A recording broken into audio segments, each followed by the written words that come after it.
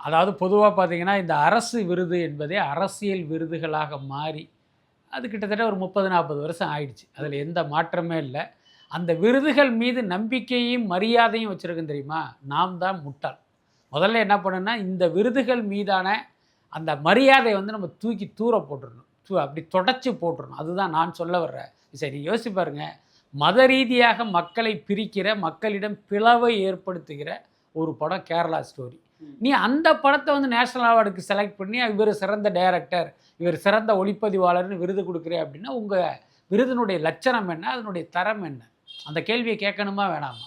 அதுக்கப்புறம் பார்த்தீங்கன்னா, இப்படி ஒரு படங்களுக்கு நீங்க அவார்ட குடுத்துட்டு, அதே கையால வந்து நீங்க இன்னொரு நல்ல படங்களுக்கு குடுக்கும்போது, அதுவே வந்து அதனுடைய மதிப்ப இழந்து போயிடுமே. இப்ப பார்க்கிங்கிறது ஒரு சிறந்த திரைக்கதைக்கு உதாரணமான ஒரு படம். அதுல எந்த மாற்றமே இல்ல. இப்ப அந்த படத்துக்கு சிறந்த திரைக்கதை விருது, இந்த கேரளா ஸ்டோரிக்கு சிறந்த இயக்குனர் விருது அப்படிங்கும்போது, இதுவும் மதிப்பிழந்து போயிடுது.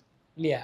அதுக்கப்புறம் நீங்க நியாயமா, உண்மையாக சரியான படங்களுக்கு விருது குடுத்துருக்காங்களான்னு கேட்டா, நிச்சயமா இல்ல. இப்ப தமிழ்ல மாநில மொழி திரைப்படமாக பார்க்கிங் படத்துக்கு அவங்க குடுத்துருக்காங்க. ஆனா, அது சிறந்த திரைக்கதைக்கு சரியான விருது தான். ஆனா, நீங்க சிறந்த படத்துக்கு இதை விட சிறந்த படங்கள்லாம் தமிழ்ல இருக்கு. அயோத்தின்னு ஒரு படம், மாமன்னன்னு ஒரு படம். இந்த படத்துக்கெல்லாம் இவங்க விருது குடுத்துருக்கலாமே. இன்னும் சொல்லப்போனா விருது குடுத்து கௌரவிக்க வேண்டிய படங்களே அதுதான். ஆனா, அந்த படத்தையெல்லாம் பார்த்தீங்கன்னா, இவங்க அப்படியே நிராகரிச்சிருக்காங்க.